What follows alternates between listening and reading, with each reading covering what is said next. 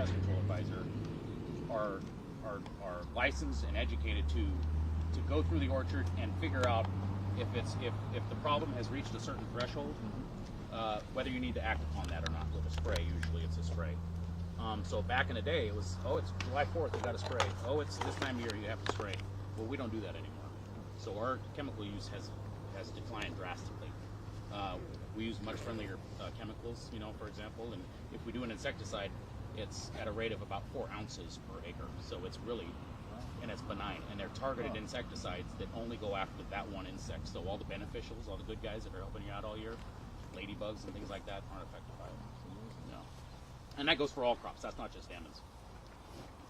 Matt, how about the marketing of these things? How about the squirting of these things? Yeah, right. It's quite refreshing, actually. You're welcome. I have something on the back of my neck. I'm like, Good job, Matt. Is there a sprinkler? Or is it raining? What is that? Getting the full education today. Yeah, that stage of growth. You felt it. You really want to get a feel these things. Exactly. I'm feeling the almonds. Exactly. Yeah, from a marketing perspective, the tariffs have definitely created some uncertainty around the world. Believe it or not, it's probably with the recent news and countries, wanting to come to the table, it may end up having a beneficial impact on almonds specifically. I won't speak for any other crops. China is probably the one country right now that I don't even know what level of tariff they're at today. It seems to be an extra couple percent every day. But China as a whole has been a declining market for California almonds over the last 6-7 years. And so they'll still buy product indirectly and smuggle it into the country. So they'll still get what they need, and they source a lot of product from Australia as well. But they're the biggest, they're the only real negative out there right now. I mean, the EU just announced 25% tariff, but that won't take effect until December 1st of this year. In the industry, we don't think that'll actually take effect, and we think something will happen between now and then that takes that away, and there's a new agreement in place that works for everyone. And from a beneficial standpoint, India on in-shell almonds had a tariff of 35%, and on kernels 100%. And they're actually talking about reducing or eliminating one or both of those. So with all the chaos that it has caused, there may be some benefits, but it's made my day-to-day of talking to buyers around the world a whole lot more interesting. And with that creates market volatility and prices go up and down. We do, and right now almonds are not on the list for Canada, so we've been pretty safe with any recent sales, or our buyers, I should say, have been unaffected by any recent purchases. Some of the folks in the Napa Farm Bureau, they tell me that Canadians are sending the line back. Taking off the shelves. Yeah, so we're not. We may be a little unique in that aspect that we're not impacted in Canada and a lot of other countries at the moment. But if we get to December 1st.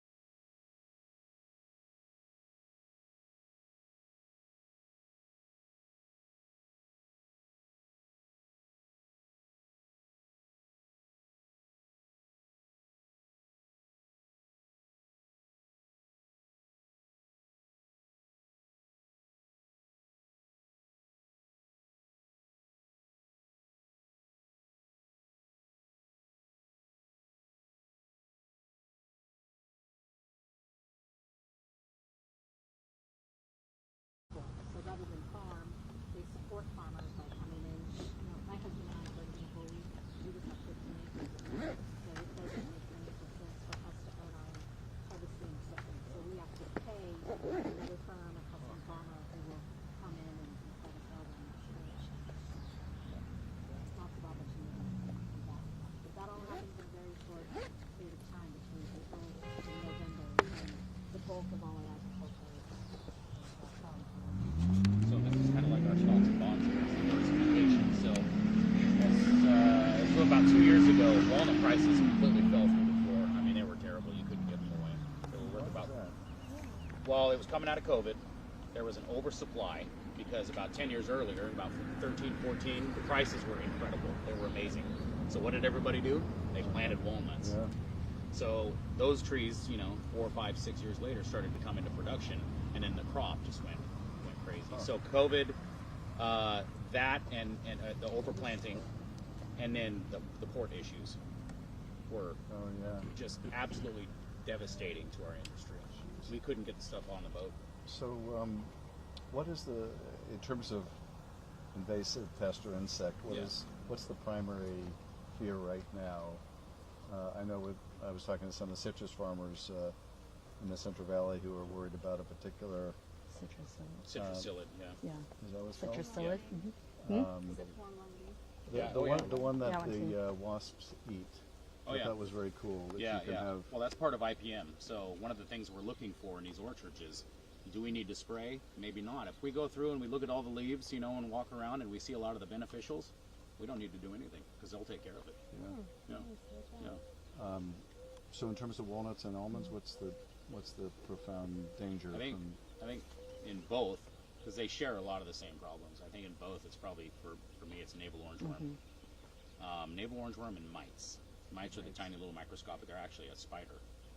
It's not an insect, but they are very detrimental. So the navel orange worm will bore into the almond or the walnut and eat the meat. So you'll open it up and it's just frass. We can get in there. So. Yeah, it's amazing. And it gets harder too, right? So that's how determined these insects are. I remember them getting into our almond trees. There was a university study, or a university employee who was doing studies on navel orange worm, and he was going out and putting eggs on almonds just to try and get numbers and see what the population did.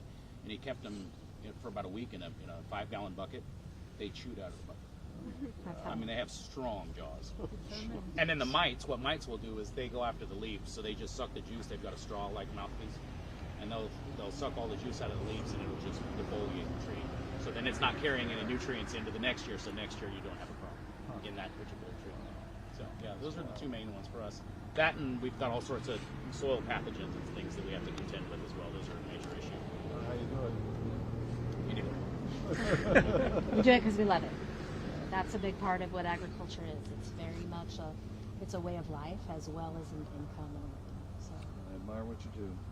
Very proud to represent the whole industry. Well, we look forward to being a partner with you, and we look forward to getting you out in the harvest in the fall. Congressman LaMalfa has already said you can get in the combine and. Well, he wants me out on the tractor tomorrow. Well, that's true. Trying to figure out whether we can work out of the schedule. So, but yeah, we can get you in a harvester and cutting some rice in the fall. That would be a really cool experience. So, but yeah, we'll get you back out in the fall. All right, Sounds good. Trey, Edwin, what's next? We're heading back to the press gaggle. Yeah, I think we will. Quick gaggle. I think your light's going to be kind of messy in here with the diffuse lights. So maybe we head just back that way and we can gaggle with this in the background.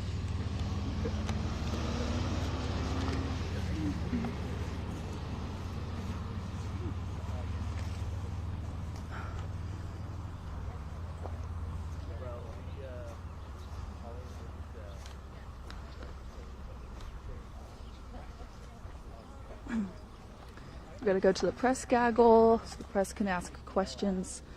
I have a one-on-one later after that. So a lot of answers will be in our later shows, later in the story. For now, I'm just going to kind of move over there, grab some video of what other reporters are asking. So I might have to grab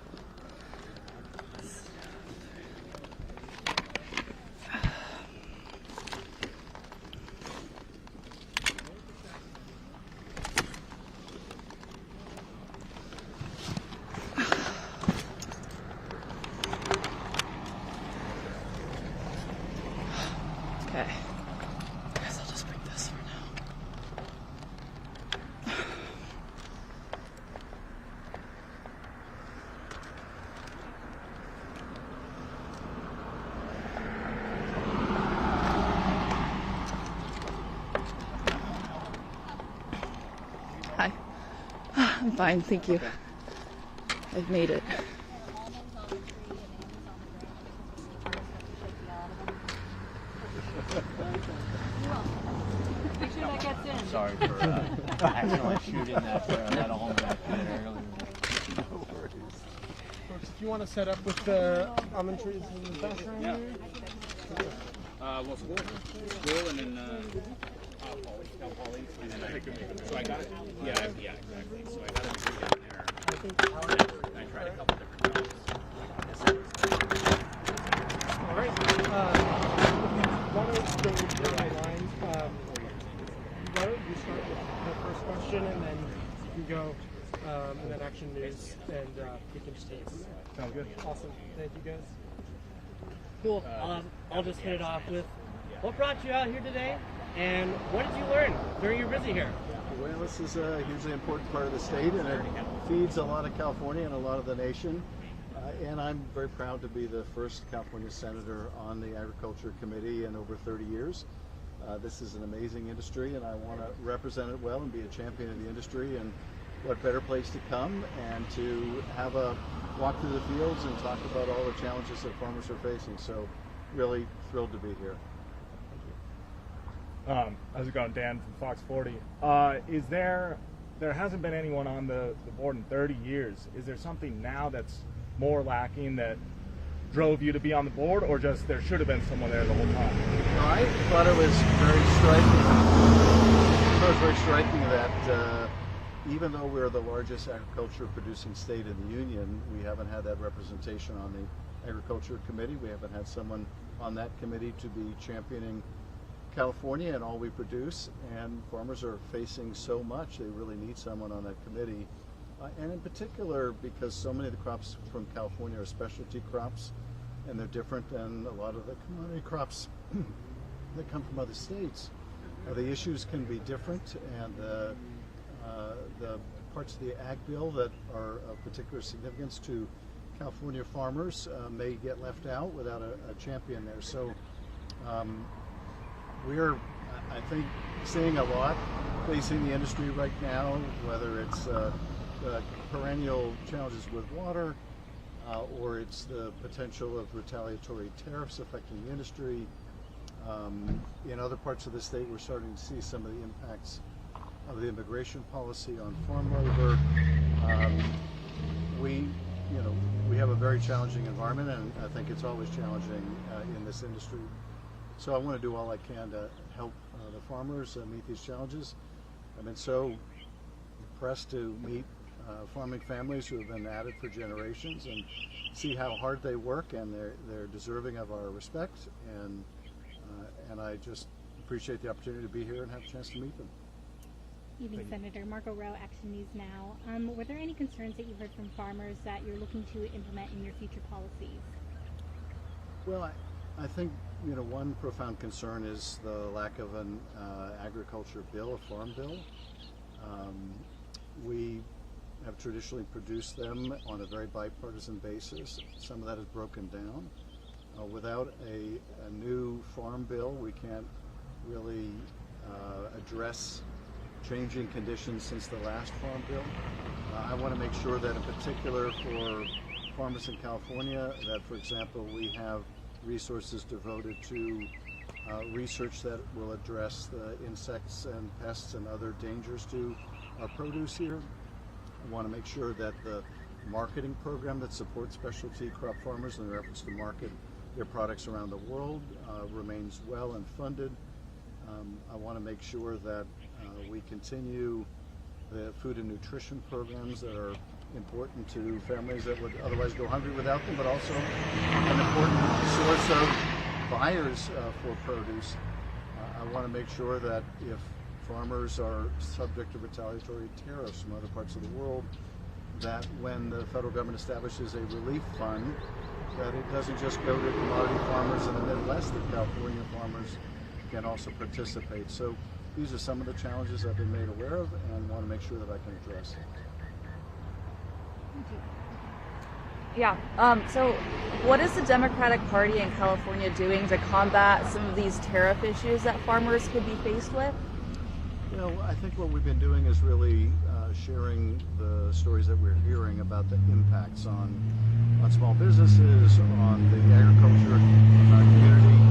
I was just mentioning, I was in Napa, meeting with the Farm Bureau in Napa, and they were telling me that Canadians have been taking wine off their shelves and sending it back to the United States and canceling new orders.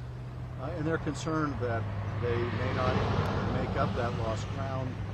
I talked to a number of citrus growers who said they still haven't recovered market share they lost during the first administration. And I heard from farmers here today that if India is bringing down their tariffs on almonds, then there could be some positive impacts as well.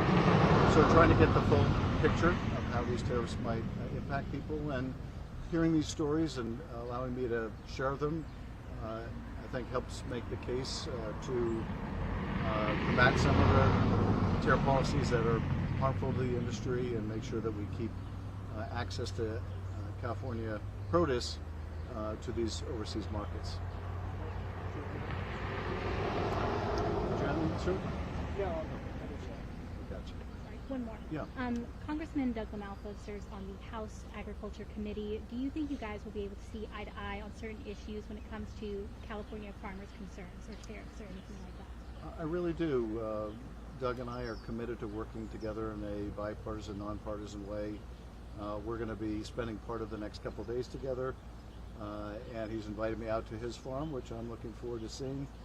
So these issues tend to be nonpartisan, at least a lot of them can be. We're going to work and find that common ground to make sure that we help our common constituents and serve our common constituents. And then you just hit your 100 days in service with your term. What do you plan to accomplish or hope to accomplish in the next 100 days after this?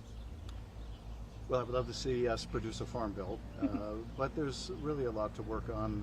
The overriding challenge I hear from people up and down the state is over the cost of housing and the cost of living more generally. Prices are still very high. People can't afford their mortgage or their rent or their groceries or other things. But most particularly, housing costs statewide are really high. We need to be building a lot more housing. We need to be able to build it quickly and cost effectively. So that's a real priority for me. We also have to address insurance issues. People are finding it difficult to buy insurance for their home or their business. My first bill that I introduced last week is designed to provide a tax credit for families that want to harden their home against natural disasters. So to harden their home against fire or flooding, I would provide up to a $25,000 tax credit to help families do that. So these are some of the issues I want to continue to focus on, but very excited to represent this part of the state. It's beautiful, and the hardworking people here who work in the agriculture industry. Thank you guys so much. Appreciate it. Thank you very much. Thank you. Appreciate it. Thanks for coming out.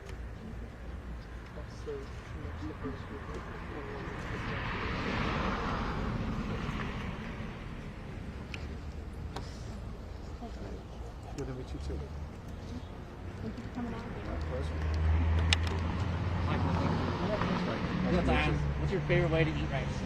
My favorite way to eat rice? I would say under a full plate of Chinese food. There you go.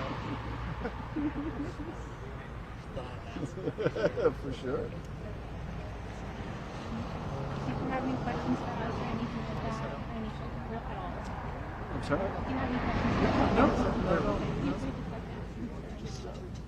feel free to Is there anything else you wanted to cover? No, Say pretty place, much you can go knocked elsewhere. everything. Is there anything else you wanted to say? Okay, thank you so much. Thank you. Great to meet you. Great to meet you.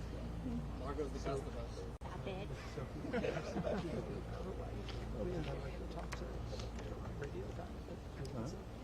Sounds good. No. Yeah. Appreciate it. How's it going? Thanks for the time. I'm Yeah, you Dan. bet. Dan, good to meet you. Nice to meet you.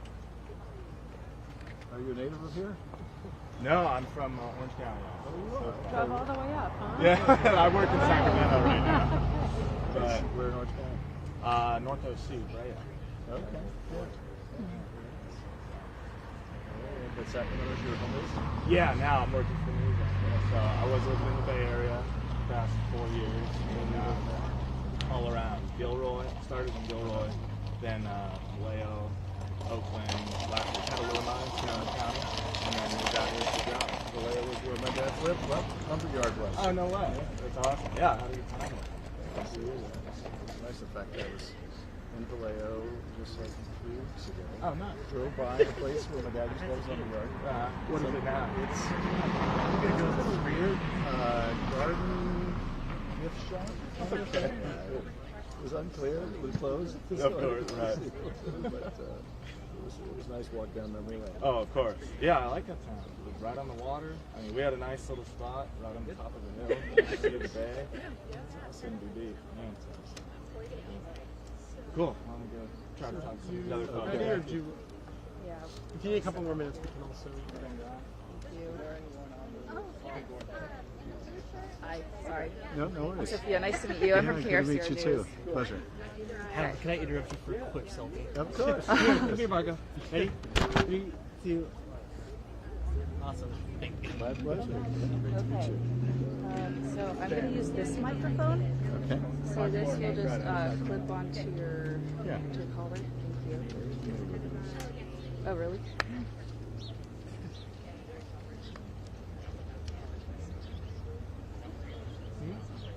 I might have to hold this. I can also hold. Yeah, of course. I know, we usually don't go north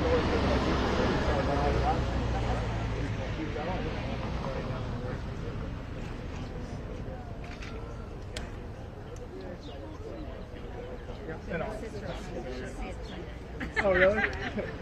You